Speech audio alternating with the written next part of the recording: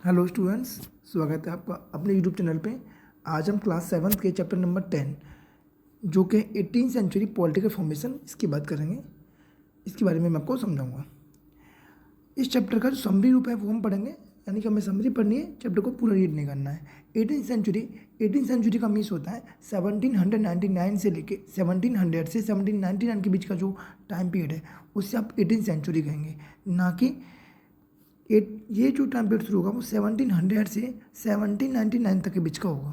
अब समझ गए होंगे कि 18th सेंचुरी का मीन्स क्या है। यहाँ पे इसमें आपको जो पैराग्राफ दे रखे हैं या जो मैप दे रखा है उसे मैं बाद में समझाऊंगा।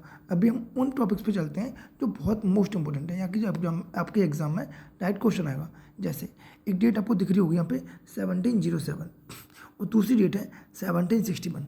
तो 1707 में औरंगजेब की डेथ हुई थी। Aurangzeb is died in 1707।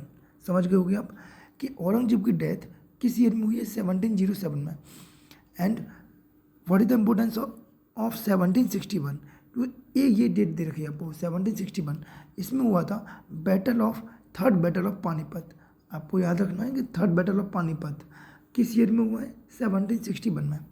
Actual में जो डाउनफॉल है, ये जो आपका टाइम है 1700 से 1799 के बीच का, ये टाइम है आपको डाउनफॉल ऑफ मुगल एम्पायर। आपने चैप्टर नंबर 4 मुगल एम्पायर में पढ़ा है कि मुगल एम्पायर का जो फाउंडर था वो था बाबर। मुगल एम्पायर का फाउंडर कौन था? बाबर। बाबर के बाद हुमायूं, हुमायूं देन अकबर, जहांगीर, शाहजहाँ और औरंगजेब। औरंगजेब का जो टाइम पीरियड चलता है वो चलता है आपका 1658 से लेके 1707 तक। समझ गए होगे, 1707 तक। क्योंकि इसके बाद का जो टाइम है उसके बाद जो मुगल एम्पायर आएंगे वो वीक मुगल एम्पायर आएंगे, यानी मुगल एम्पायर को वो वीक कर देंगे और मुगल एम्पायर का डाउनफॉल होगा, यानी पतन होगा। धीमे धीमे मुगल एम्पायर कमज़ोर होता हुआ चला जाएगा। इस समय जब मुगल एम्पायर का डाउनफॉल हो रहा है, यानी कि 1707 में डेथ किसकी हो गई? औरंगजेब की डेथ हो चुकी है। समझ में आ गया आपको? 1761 में थर्ड बैटल ऑफ पानीपत हुआ है।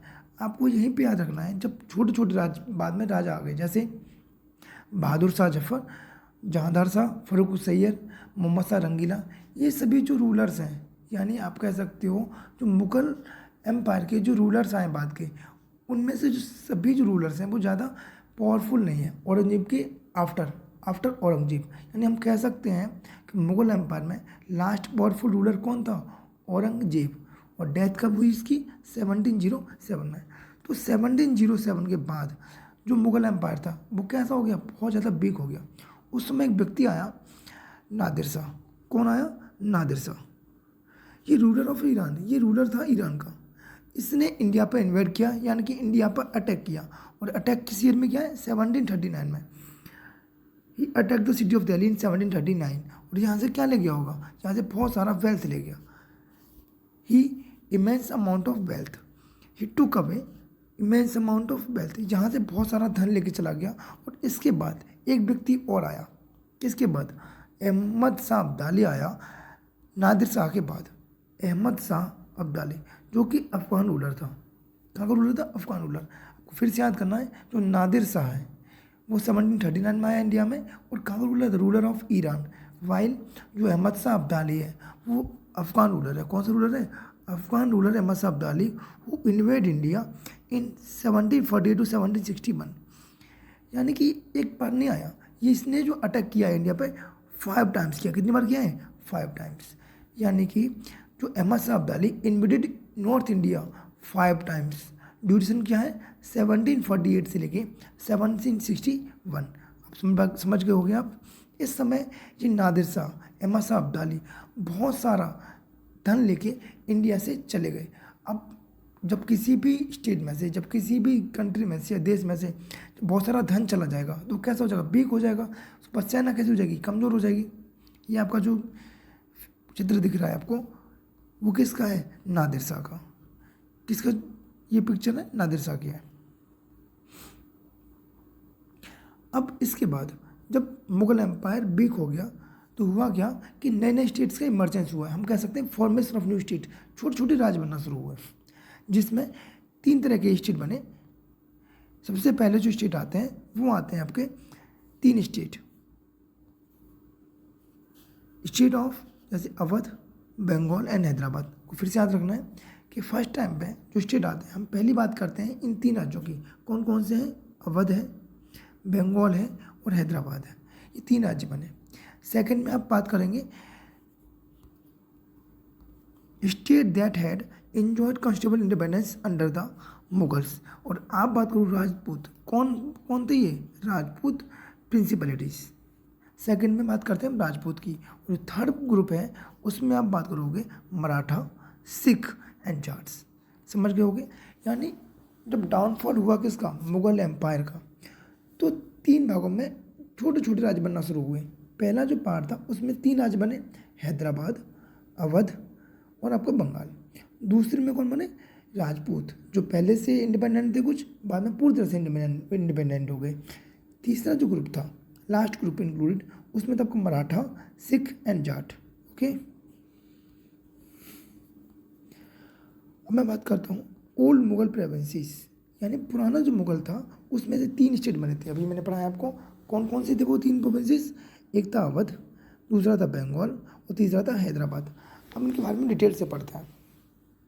जो अवध है, अवध का जो फॉर्मेशन हुआ है वो कि सादत खान है।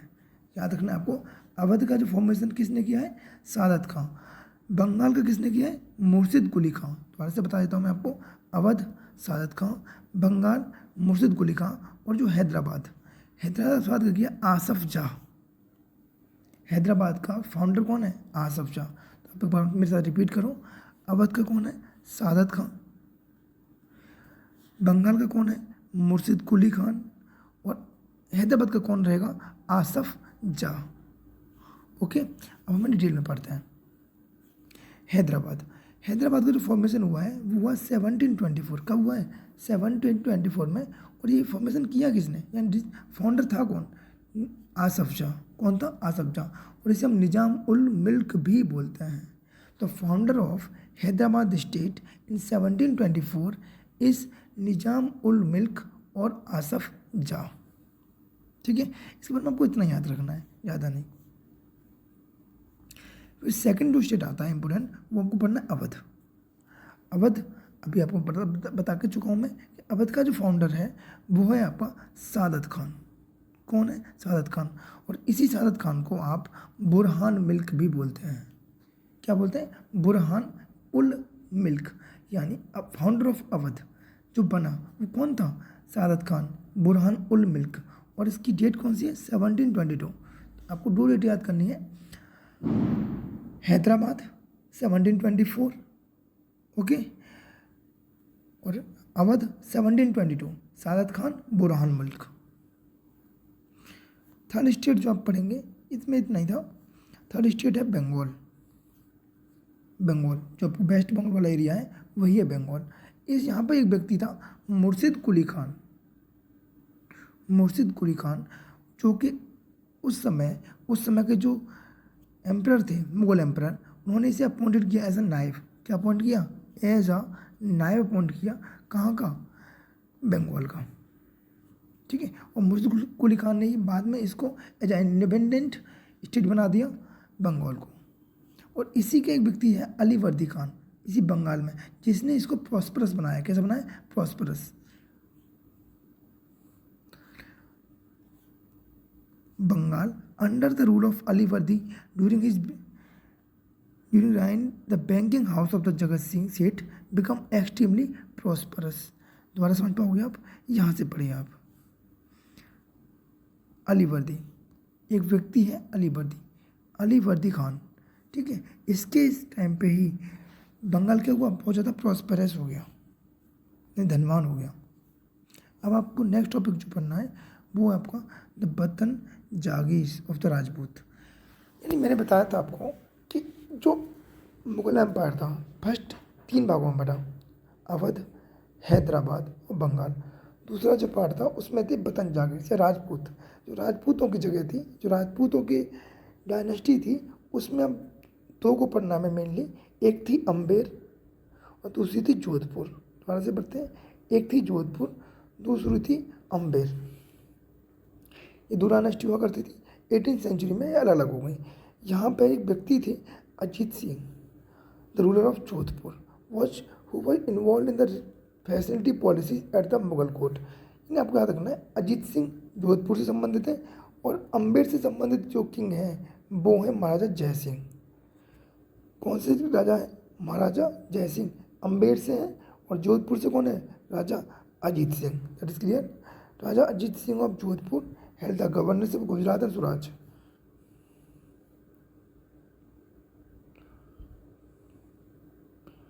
ठीक है, अब यहाँ पे जो इम्पोर्टेंट फैक्ट निकल के आता है, अब आप वो पढ़ोगे,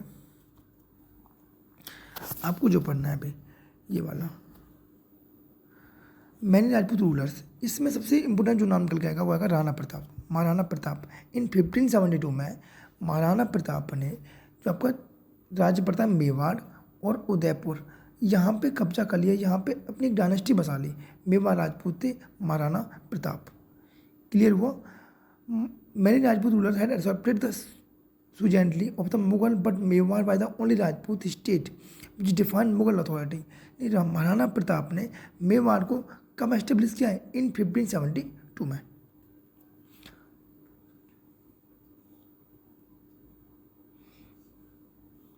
अब आपको पढ़ना है कुछ नए राज्य, जिसमें आपका आता है सीजिंग इंडिपेंडेंस, और इसमें जो मेन पढ़ना है आपको वो पढ़ना है सिख।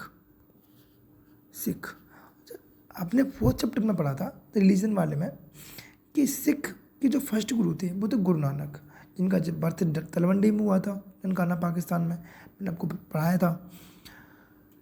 यहाँ पे आपको एक चीज़ याद रखनी है कि जो 10वें गुरु हैं, इनके 10th गुरु वो हुए हैं आपके गुरु गोविंद सिंह। 10th गुरु कौन हुए हैं? गुरु गोविंद सिंह। यहाँ से आप देख पाओगे इसको, गुरु गोविंद सिंह।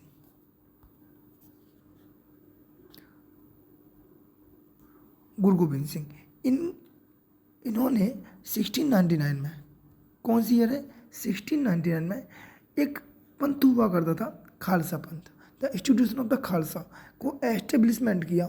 कब? 1699 में। तो मैं दोबारा बता देता हूँ। गुरु गोविंद सिंह जो 10th गुरु ऑफ सिख है, उन्होंने 1699 में खालसा पंथ की स्थापना की और इनकी डेथ हो जाती है 1708 में। दोबारा रिवाइज करते हैं। सिख के जो 10वें गुरु हैं, 10th गुरु हैं, वो आपके कौन से हैं? गुरु गोविंद सिंह। इन्होंने एक इंस्टीट्यूट की स्थापना की जिसका नाम है खालसा, और स्थापना कब की है? 1699 में। और इनकी डेथ कब हो जाती है? 1708 में। इनके बाद एक व्यक्ति आता है सिख धर्म का ही, बंदा बहादुर। कौन आता है? बंदा बहादुर, जो कि गुरु नानक के नाम पे, यानी फर्स्ट गुरु ऑफ सिक्स और 10th गुरु ऑफ सिख के नाम पे कॉइन्स चलवाता है। कौन चलवाता है ये कॉइन्स? बंदा बहादुर। ओके, गुरु नानक जी के नाम पे और गुरु गोविंद सिंह के नाम पे क्या शुरू करवाया उन्होंने? कॉइन्स शुरू करवा दिए।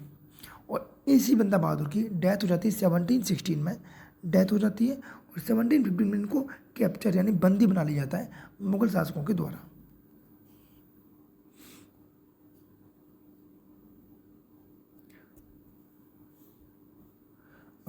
अब आपको जो व्यक्ति पढ़ना है, इम्पोर्टेंट जो व्यक्ति आपके हिसाब से, वो है शिवाजी। क्या पढ़ना है? शिवाजी। जो मराठाओं को, जो मराठा थे, हमें अभी हमने सिख पढ़ा था, अभी हमको रीड करना है मराठा। जो मराठाओं के फाउंडर थे वो थे आपके शिवाजी। शिवाजी का जो बर्थ हुई है 1630 में हुई है।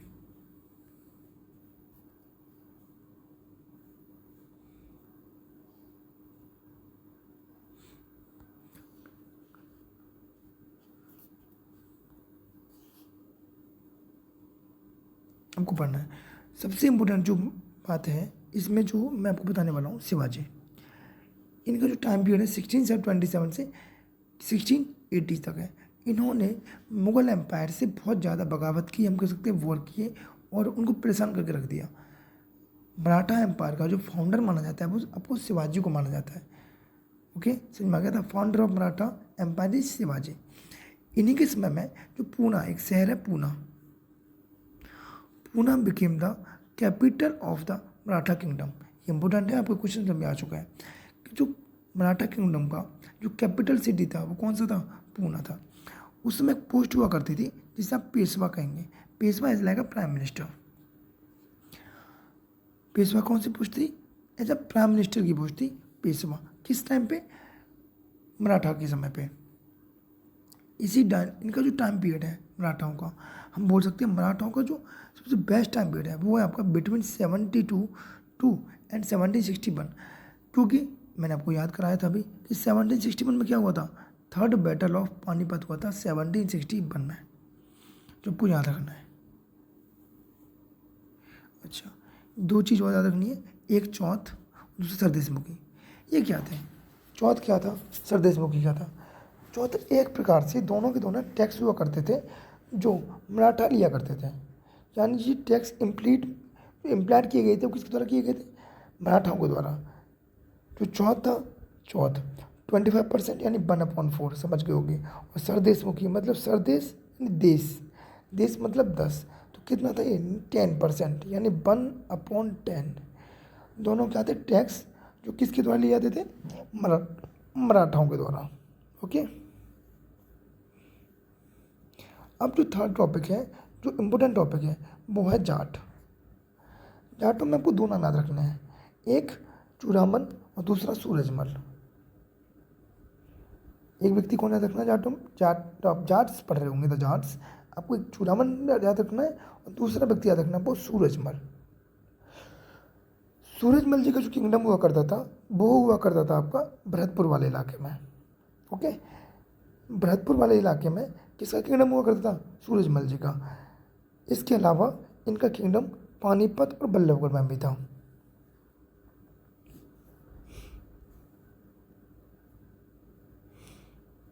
ओके, तो मैंने आपको ये समराइज रूप से पूरा का पूरा चैप्टर रिवीजन करा दिया है बहुत ही कम समय में। अब आप क्वेश्चन देख लेते हैं। जैसे सूबेदार, सूबेदार क्या हुआ करते थे? तो सूबा मतलब सूबा उस समय बोलते थे प्रांत को, यानी एक टेरिटरी को, स्टेट को। तो देखो सूबेदार का मतलब हो जाएगा प्रोविंशियल गवर्नर। जो थर्ड पॉइंट है आपका सूबेदार, जो थर्ड से जुड़ेगा और उसका नाम आ जाएगा प्रोविंशियल गवर्नर, सूबेदार है ये। ठीक है। सेकंड फौजदार, फौजदार से आपको याद रखना है फौज, फौजदार से क्या याद करना है? फौज। और फौज क्या होती है? वॉरियर्स होते हैं। क्या होते हैं? वॉरियर्स। किसकी फौज? मुगल एम्पायर की। मुगल मिलिट्री कमांडर को आप क्या बोलते थे? फौजदार। याद रखोगे, सूबेदार यानी कि प्रोविंशियल गवर्नर, फौजदार मुगल मिलिट्री कमांडेंट। तीसरा इजारदार, इजारदार का मतलब होता है एक तरीके से खेती यानी एग्रीकल्चर, और एग्रीकल्चर को फार्मर भी डील करता है। तो इजारदार का आंसर क्या होगा? Revenue farmer. क्या हो गया? Revenue farmer. अब नेक्स्ट आता है आपका मिस्ल। मिस्ल, मिस्ल जब आपने सिख पढ़ा था, सिख के फर्स्ट गुरु थे गुरु नानक, 10th गुरु थे गुरु गोबिंद सिंह, जिन्होंने खालसा पंथ की स्थापना की थी। ओके, गुरु गोबिंद सिंह के बाद बंदा बहादुर आए और उनके बाद जो सिख धर्म था पहले जत्था में बना, जत्था के बाद बना मिस्ल। क्या बना? मिस्ल। यानी एक तरीके से जो बैंड ऑफ सिख वॉरियर है उसे कहते हैं आप मिस्ल, यानी ग्रुप ऑफ सिक्स वॉरियर का क्या कहलाता है? मिस्ल कहलाता है। ठीक है। नेक्स्ट नेक्स्ट आपको बनना चौथ, और चौथ मैंने बताया आपको, चौथ क्या था? एक टैक्स था जो कौन लगाता था? मराठा लगाते थे। याद है ना? चौथ और सरदेशमुखी। नेक्स्ट पॉइंट है आपका कुनबीस। कुनबीस, कुनबीस क्या होगा? ये उमरा क्या होगा? कुनबीस आपको बताना है। कुनबीस कहते थे मराठा प्रेजेंट वॉरियर को। किसे कहते थे? मराठा पीजेंट जो वॉरियर थे वो कुनबीस कहलाते थे। ठीक है। इसी तरीके से लास्ट टॉपिक है हमारा उमरा। तो उमरा में आएगा आपका, उमरा था रिवेन्यू फॉर्मर। कौन था? Revenue farmer. आगे समझ आपको, पर फिर से रिवाज कर लीजिए। सूबेदार प्रोविंशियल गवर्नर्स, फौजदार मुगल मिलिट्री कमांडर, इजारदार, ये गलत हो गया। जो उमरा है आपका, उमरा ये हाईली नोबल्स है। कौन है? Highly nobles. ये टिक गलत लग गया था, मैंने बोला सही था, हाईली नोबल्स। उमरा कैसे बोलेंगे? हाईली नोबल्स को। इजारदार रेवेन्यू फॉर्मर को। Misl band of Sikh warrior. Chauth tax levied by Maratha. Kunbis, Kunbis Maratha peasant warriors. और उमरा हाईली नोबल्स। अब पढ़ते हैं filling the blanks. Aurangzeb, Aurangzeb fought a protected war in, तो औरंगजेब ने जो वार लड़ा वो कहाँ पर लड़ा था? डेक्कन। कौन से एरिया में? डेक्कन एरिया में। Second, umara and jagirdar constitute powerful section of the Mughals. जो उमरा और जागीरदार थे वो किसके लिए इम्पोर्टेंट थे? तो वो थे एडमिनिस्ट्रेशन। किसके लिए? एडमिनिस्ट्रेशन के लिए। थर्ड, आसफ शाह, याद है नाम? याद है आसफ शाह? मैंने बताया था हैदराबाद की स्थापना की थी, फाउंडर ऑफ हैदराबाद आसफ शाह। किस ईयर में की है? 1724। क्या आंसर है इसका? 1724। एंड फोर्थ है the founder of Awadh state. याद ही होगा आपको, 1722 में बुरहान उल मिल्क या सादत खान ने की थी। धन्यवाद। इसे देख